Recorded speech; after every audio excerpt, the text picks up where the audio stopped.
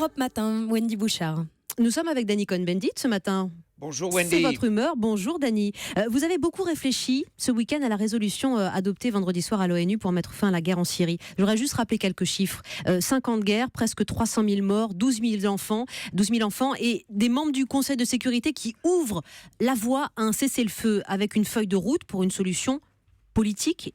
Vous êtes optimiste ou pas ce matin, Danny ?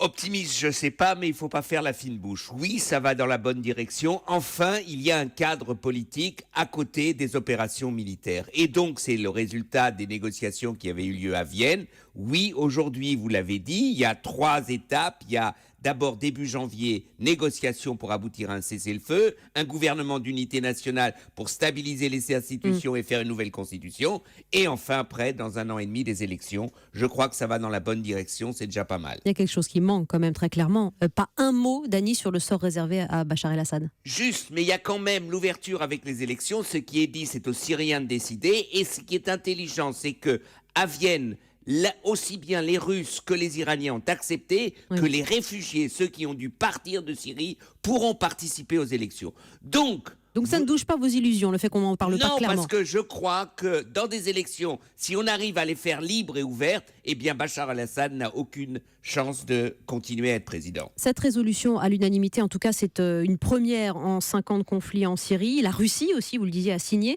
Est-ce qu'on y voit plus clair aujourd'hui sur le jeu que joue sur ce terrain le président turc ? Non, alors là, c'est là la grande inconnue, c'est celui, alors là, puisqu'il n'était même pas dans les négociations, les Turcs, en fait, disent qu'ils sont contre l'État islamique. En même temps, ils n'arrêtent pas de bombarder les Kurdes, surtout en Turquie. Donc là, vraiment, la personne qui est la plus instable, les Russes sont toujours instables de toute façon, eh bien, c'est Erdogan et la Turquie. Là, la diplomatie internationale a encore beaucoup de boulot.